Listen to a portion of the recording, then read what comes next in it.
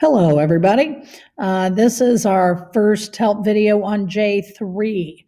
So we're going to look at this together, a few questions, and hopefully it will help you get a good start to J3. So this section, as you can tell by the title, talks about gas pressure, which we haven't talked about so much in class. So this will be good for us to discuss. All right. As I hope we know, gas particles move freely, are far apart from each other.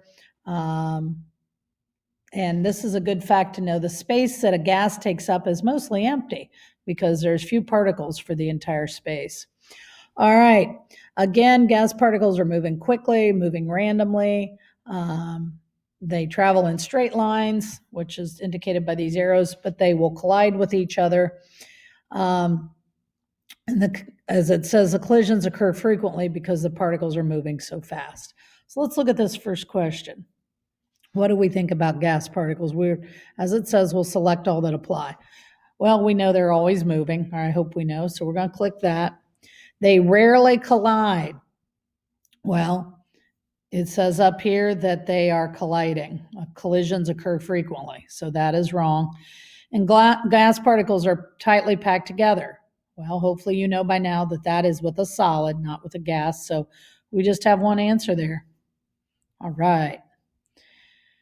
So here's just a little fact that might be good for you to know. And I feel like I'm predicting, let's say that when you guys do IXL on your own, you don't stop to read this stuff.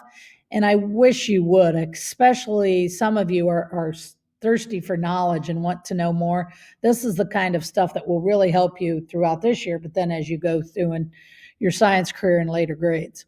Anyhow, at room temperature, the average air particle travels at speeds around 500 meters a second.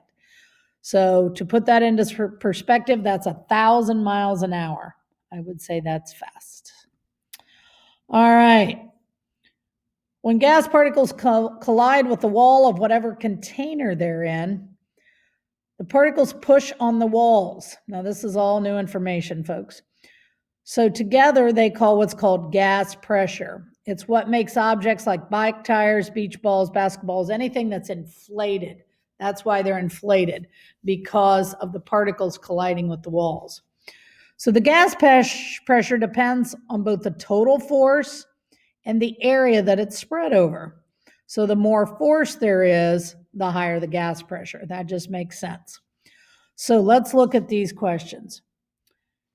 Because of gas pressure, a balloon feels firm when it is filled with helium gas. Well, what do we think? I think that is going to be true. Gas particles pull on the walls of their container. Well, we can tell right here it says push, so no. Gas pressure is caused by gas particles colliding with each other. Ooh, this is a tough one, okay? But if we look up here, glass particles collide with the walls, so yes.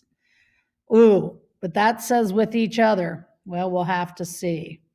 A gas pressure depends on the total force exerted by the particles on the walls. Yes. I'm going back up here and removing that because it's not with each other, it's with the walls. Let's see. All right, glad we changed that. All right, now we have liquid pressure. Like gases, solids and liquids also put pressure on things. Liquid pressure is the force that exerts on an object that is submerged underneath the surface, okay? So liquid pressure depends on the depth, how down deep it is. So a deep sea fish swimming 1 mile below the ocean surface experiences nearly 150 times the pressure that a fish near the surface. Okay, so here's more gas pressure, okay? Again, forces exerted or put on the walls by the gas particles, okay? They exert more force on the walls when they're moving faster. So the more thermal energy, the more force, okay? And that just makes sense because they're colliding with the walls more often. Okay, so faster moving particles have more kinetic energy. If you remember from our first PowerPoint, There's a kinetic theory of matter, okay, and that's that all particles are moving. So the more kinetic energy the particles have, the more force. So here are two diagrams, okay, of two pure samples of gas in closed containers. They contain the same number of gas particles. Each particle in A and B has the same mass. A are moving at a higher average speed in B. And you might need this later on, like on a standardized test or something.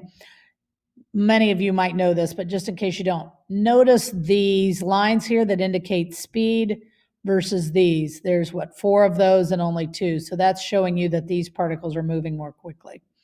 All right. So in which gas do they have the higher kinetic energy? Well, these are moving more quickly, and they tell us that, plus they indicate it. So it would be A. Which one has the higher gas pressure? Okay, well, if we look up here, faster moving particles have kinetic energy. The more kinetic energy, the greater the force.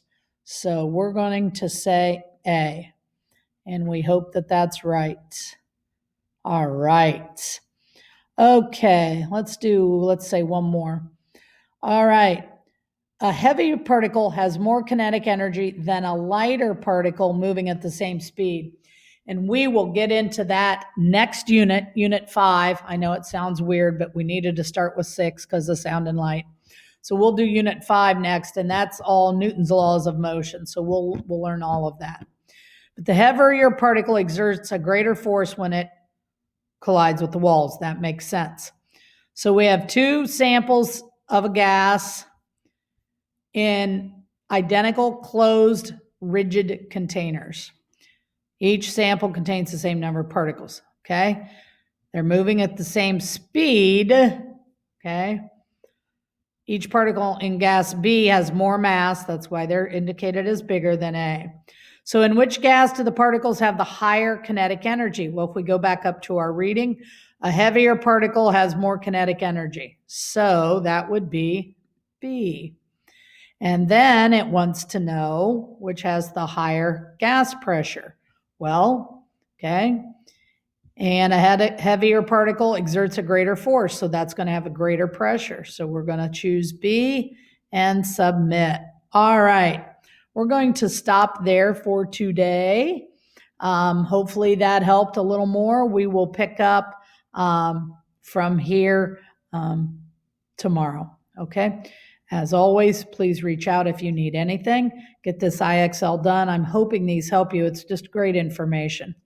Okay? Have a great day.